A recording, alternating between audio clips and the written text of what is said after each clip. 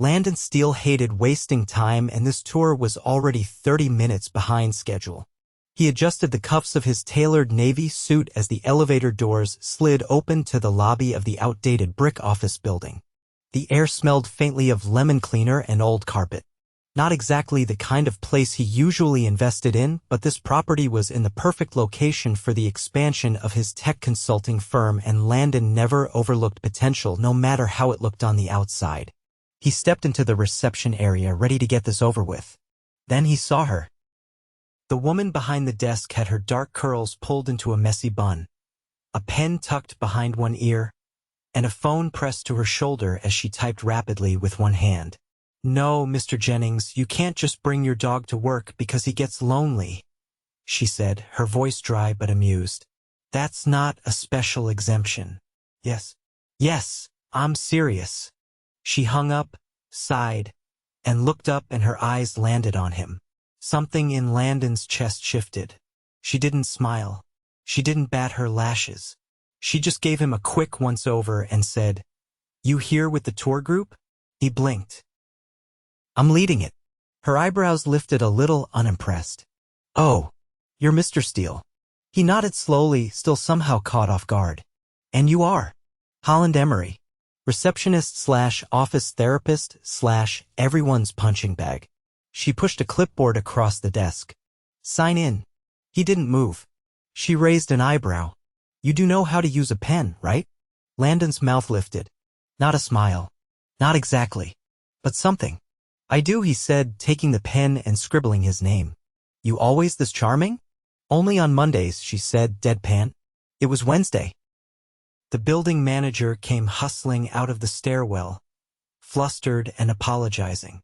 Landon followed him, but as they toured floor by floor, his mind kept circling back to the woman at the front desk. Holland. She was sharp, different.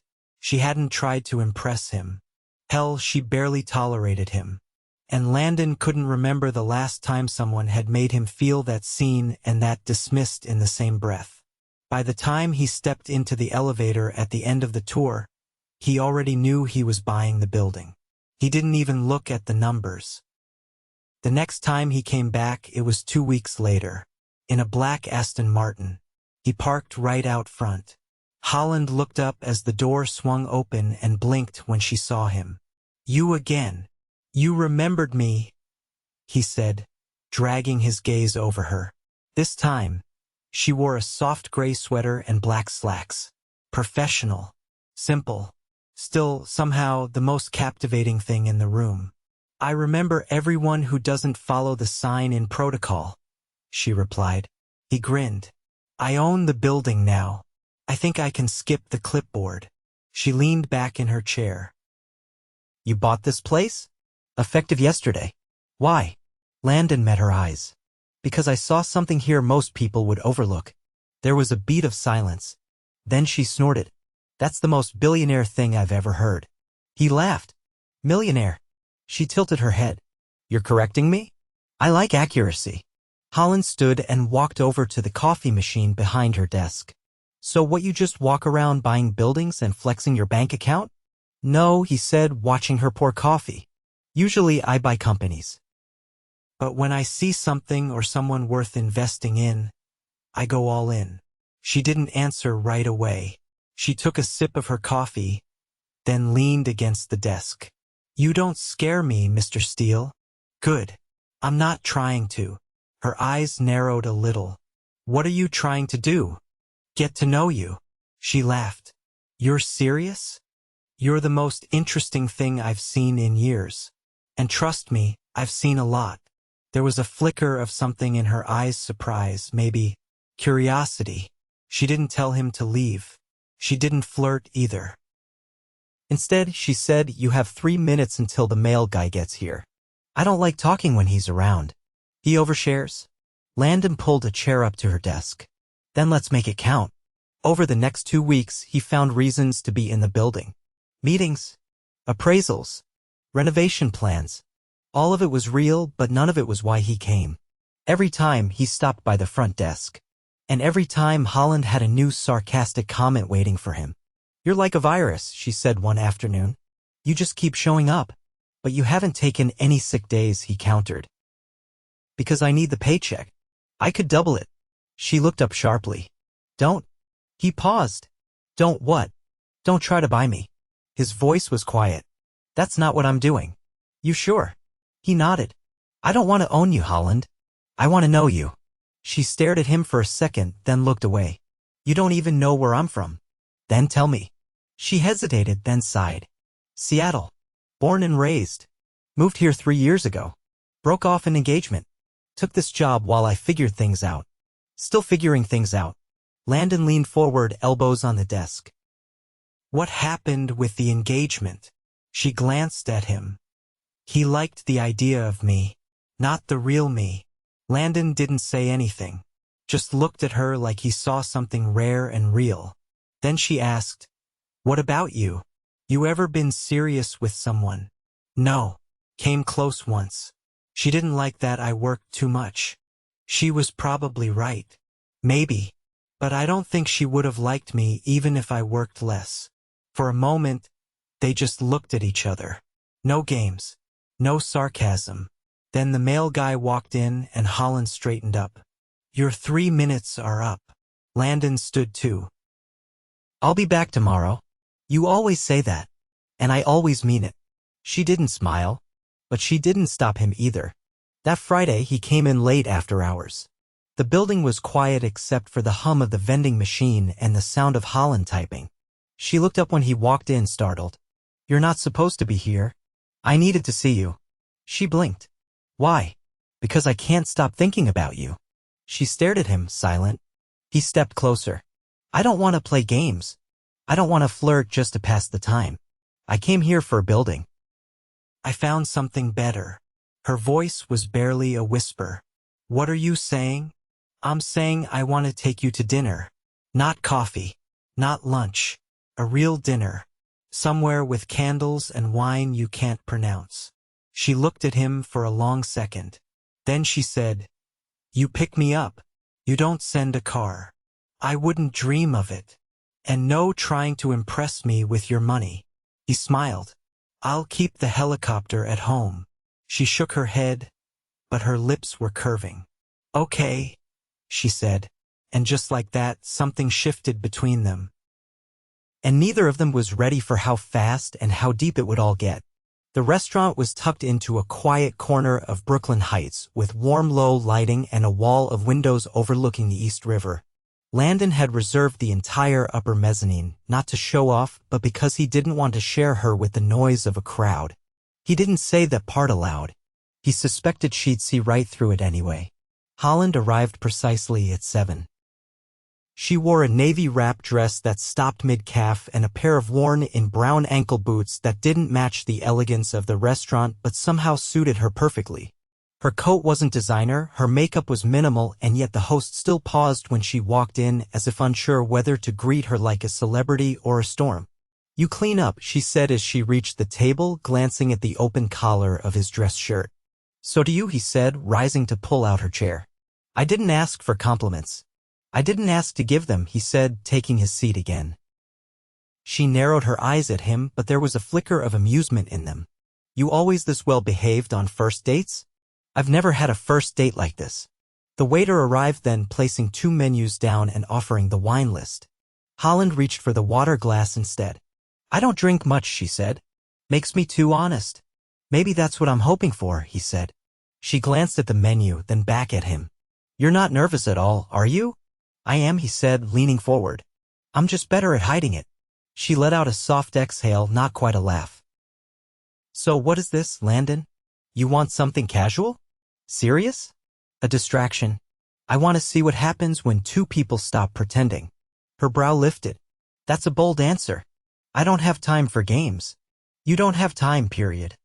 You haven't stopped checking your phone since I sat down. He looked down at his phone screen. It was dim. He hadn't even noticed. You're right, he said, locking it and placing it face down. You have my attention. Good, she said. Because I'm not going to compete with your boardroom. The candied beet salad arrived, followed by roasted sea bass and truffle risotto. The conversation bent away from work and into more dangerous territory: family, regrets, things they hadn't said out loud in years. My dad left when I was 9, Holland said, setting down her fork. He said he was going out to buy screws for a shelf and never came back. Landon didn't interrupt, just listened. My mom waited 6 months before she stopped setting a place for him at the table. I stopped waiting after a year. Did he ever reach out? She shook her head. I think he meant to, but he didn't know how to come back to something he broke. He looked at her hands. Her fingers were long and slim, the nails short and bare. I've never told anyone that, she said. Why me? Because you don't look away when things get uncomfortable. Landon let that settle before he spoke again. My brother Owen died when he was 16. I was 20. She looked up sharply. I'm sorry. So was I. He had epilepsy. One night he had a seizure in the pool. I was supposed to be watching him. Her voice was quiet. You were just a kid. I was supposed to know better. Holland didn't offer platitudes. She didn't say it wasn't his fault. She just reached for her glass and took a sip of water. They sat in silence for a while, the kind that didn't need to be filled. Outside the window, the city lights shimmered in the river. Then she asked, why did you really buy the building? He turned to face her fully. Because I was tired of looking at portfolios and projections. I wanted something real. Something unexpected. That's not an answer. No, it's not, he said. The truth is, I saw you. And for the first time in a long time, I didn't want to walk away. She held his gaze. You barely knew anything about me. I still don't. But I want to. The check came, and he reached for it without hesitation. She didn't protest, but her eyes flicked to the bill as if mentally calculating the total. When they stepped out into the night, the air was crisp and the sidewalk quiet. She paused at the curb instead of heading toward the sleek car waiting a few yards away. I'll take the subway, she said. I'll walk you. I'm not a damsel, Landon. I know, but I'd still like to. They walked 2 blocks in silence before she spoke again. You know this doesn't feel real, right? What doesn't? You. This. All of it. It feels like something out of a book someone else wrote. He looked over at her, his hands in his coat pockets. Then let's write our own. She shook her head, but she didn't walk faster. When they reached the station entrance, she stopped and faced him. You don't know what you're getting into. Neither do you. I don't live in your world. You don't need to. I want to live in yours. Her breath caught. Just barely. But enough. Then she said, don't follow me down. I won't. She turned and descended the stairs, her boots echoing against the tile. He waited until he couldn't hear them anymore. As he walked back to the car, a message buzzed on his phone. His assistant. A reminder about the acquisition in Singapore. A meeting with investors. A gala he was expected to attend next Thursday. He deleted them all. The next morning, he arrived at the building unannounced. Holland looked up from her desk, her expression unreadable. You're here early, she said. So are you. She tilted her head. You planning to make this a habit? Only if you don't stop me. She didn't answer. Just stood and walked to the coffee machine. I made extra, she said. He poured a cup beside her. For me? No. But I'll let you have some. He took a sip. You always this generous? Only on Fridays. It was Tuesday. He smiled, but this time it wasn't one of confidence or charm. It was quiet. Real. And something between them changed again, without either of them needing to say a word. The first thing he noticed was the silence. The building, usually buzzing with copy machines and hallway chatter, felt hollow. Landon stepped through the revolving doors and scanned the lobby. Holland's desk sat empty. Her chair turned slightly toward the window as if she'd just stepped away. But her coat was gone, and so was the chipped ceramic mug she always kept next to the phone. He checked his watch. It was past 9. He made his way to the second floor, where the manager's office overlooked the parking lot. Sharon, the building supervisor, glanced up from her screen. Holland called in, she said before he could ask. Didn't say why. Is she all right? She didn't sound sick. Just said she wouldn't be in today. He nodded once, then turned and walked out. By noon, he was pacing the length of his penthouse terrace. the city stretching in every direction around him. He rarely let things get under his skin, but this felt different. He finally dialed a number he hadn't used in years. A man's voice answered on the second ring. "Didn't expect to hear from you. I need a favor," Landon said. "Nothing illegal. That's a first. I need to know if someone's okay. No digging. No background check. Just eyes." The silence was brief. "Send me the name."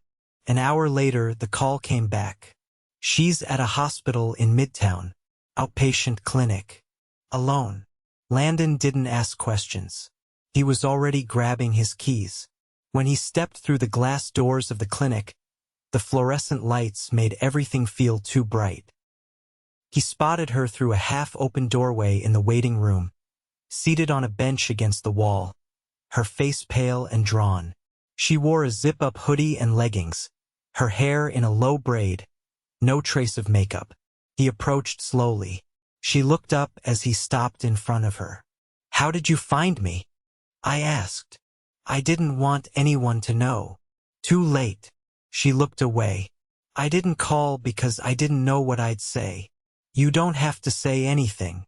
"I'm not dying," she added quickly. "It's not that." He waited. "My mom's been sick for a while. She's in a care facility upstate. Early onset Alzheimer's. I've been helping cover a few things, paperwork, bills, appointments." He nodded once, absorbing it. "They called yesterday. Said she didn't remember me." Landon sat beside her, careful not to crowd her. "What do you need?" "I don't know," she whispered. "I think I just needed someone to not make it worse." He didn't speak. He simply reached over and took her hand, his thumb brushing the inside of her wrist. She didn't pull away. They sat like that, unmoving, until a nurse called a name from the doorway. Not hers. Still, it broke the moment. She stood. "I should go. I'll take you." "I took the train." "You won't today." She hesitated, then nodded. They didn't speak during the drive. Not until they were parked outside her apartment building. A modest red brick walk-up with ivy creeping along the iron fence. "Do you want to come in?" she asked. He looked at her. "Only if you actually want me there." She unbuckled her seatbelt. "I wouldn't have asked otherwise." Inside, her apartment was small but vibrant. Books stacked along the windowsill. A record player in the corner. A painting half-finished on an easel near the kitchen. "Did you paint that?" he asked. "Started it 2 months ago. Haven't touched it since." "Why not?" "Because I don't like finishing things I care about. Once they're done, they stop becoming mine." He turned to her. "That's not true." "It is for me." She went into the kitchen and returned with 2 glasses of iced tea. "No wine. No pretense. I used to be someone else," she said, handing him a glass. "What do you mean?" "I used to be light. Not the sarcastic kind. Actual light. People noticed me. I used to believe in stupid things like fate. Happy endings. What changed? My mother stopped recognizing me. My ex-fiancé said I was too much. And somewhere between those moments, I started believing them." He set his glass down. "They were wrong. You don't know that." "I do." She leaned against the wall, arms crossed. "You barely know me. I know you're stronger than anyone gives you credit for. I know you'd rather hurt alone than let anyone help you. I know you say things to push people away before they can leave on their own." She blinked. "That's a lot of knowing. I pay attention." She stared at him, then walked over and sat on the edge of the couch. "So what now?" "That depends." "On what?" "On whether you're willing to let someone in." She hesitated. "I don't want you to fix me. I'm not here to fix anything. I just want to be around while you figure it out." She rested her chin on her knees, watching him. "This isn't what I expected." "Neither is this," he said, gesturing to her, to the space between them. "But I'm not walking away." A long beat passed. Then she said, "I'm scared."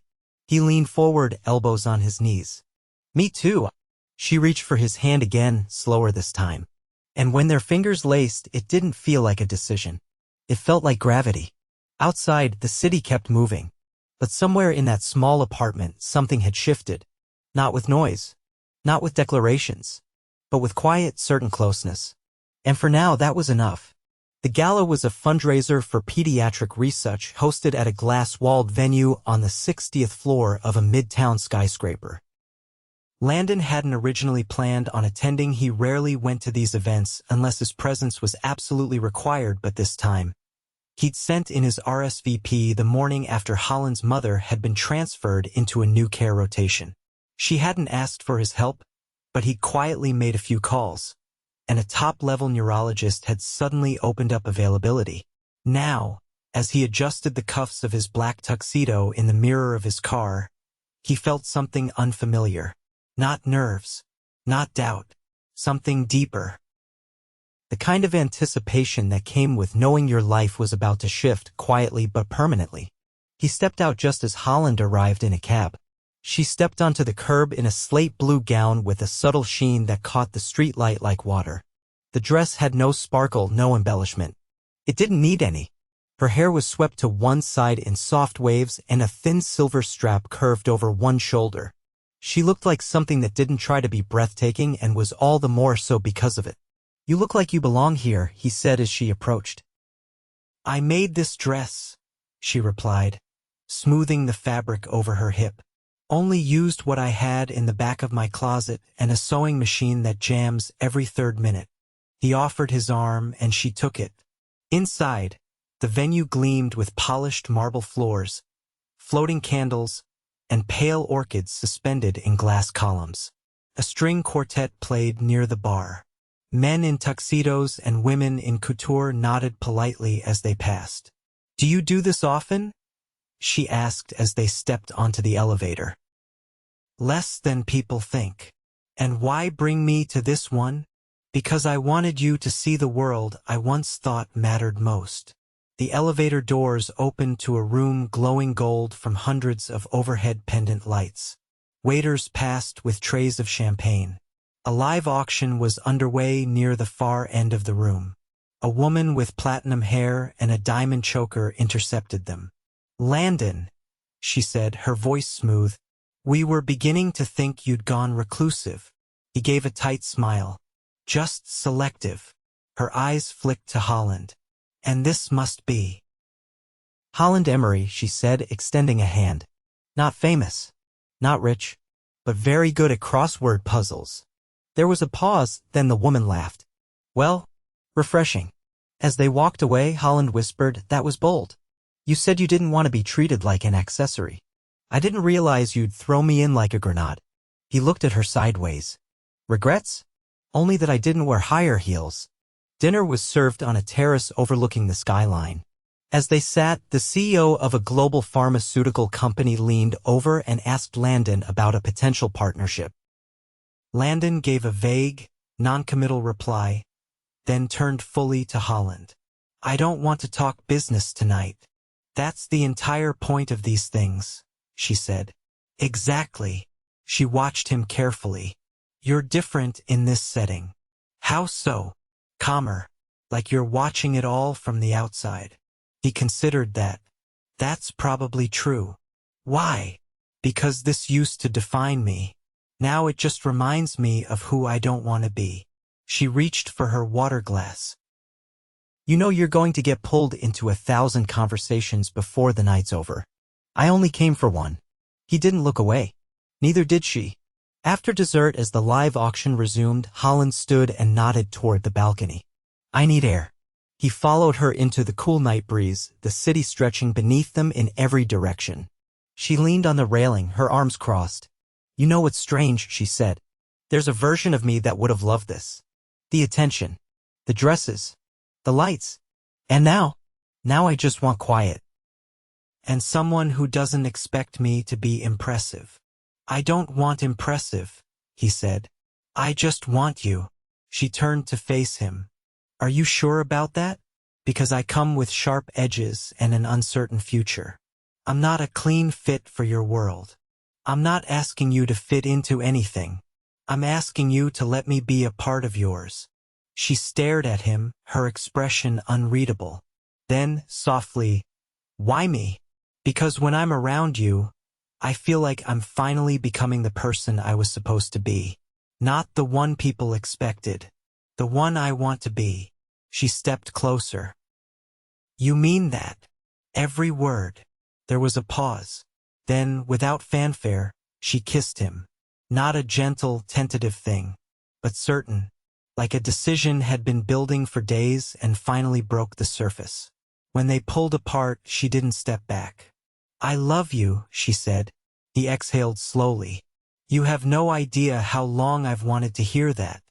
Since when? Since the first time you told me to sign in.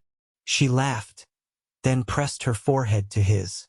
I don't have a 5-year plan, she said. I don't even have a 5-day plan.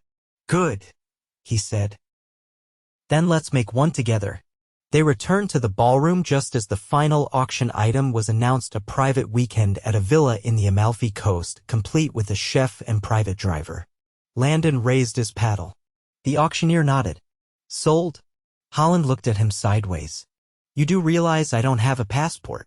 You've got 3 weeks to get one. And what if I say no? He looked at her, steady and sure. Then I'll figure out how to bring the Amalfi Coast to your front door. She didn't respond, just reached for his hand and laced her fingers through his. A month later, they boarded a flight together, her passport crisp and new, his tie already loosened. She fell asleep on his shoulder before the plane even took off. He turned his head, pressed a kiss to the top of her hair, and closed his eyes. Not because he was tired, but because, for the first time in years, he was completely at peace. And he knew without needing to say it that he'd found exactly where he belonged. The Amalfi Villa sat nestled on a cliff's edge, its whitewashed stone walls glowing in the afternoon sun. The sea stretched endlessly below, a blue so deep it looked like it had soaked in the sky. Holland stood barefoot on the terrace, her hair pulled into a loose braid, a pair of sunglasses slipping down her nose as she watched Landon carry 2 cappuccinos out from the kitchen. You didn't let the chef do it? She asked, accepting the cup. He tried, Landon said, setting his own down. But I told him I wanted to do something myself today. You mean besides buying an entire view? I didn't buy the view. I just rented it for a week. She leaned against the railing. Feels like something out of someone else's life. It's yours, if you want it. She turned to him slowly. Landon, you already gave me more than I ever thought someone would. I haven't given you anything you didn't earn. You don't need to keep proving something, she said. I'm already here. I'm not proving anything, he said. I'm trying to build something. They walked down the stone steps toward the private beach where the tide curled gently around scattered bits of coral. The sand was warm underfoot and a few gulls circled lazily above. Holland kicked at the edge of the surf. I used to think happiness was something you had to wait for, that it only came after you fixed all your broken parts. But maybe it's just this, letting yourself want something good. Landon stepped beside her. You don't have to be perfect to be loved. I know that now. They walked in silence for a while, the breeze catching the hem of her linen dress. Then Holland turned to him. I'm not going back to the front desk. I didn't think you would. I've been working on something, she said. Sketches, concepts. I want to design again. Not for anyone else. Just for me. Maybe make something real out of it. Do it, he said without hesitation. I don't want your money, Landon. I know. But I do want to invest. Not out of obligation. Because I believe in you. She tilted her head. You really think I could make it work? He reached for her hand. You already are. They spent the rest of the day exploring the narrow paths winding through lemon groves and stone villas.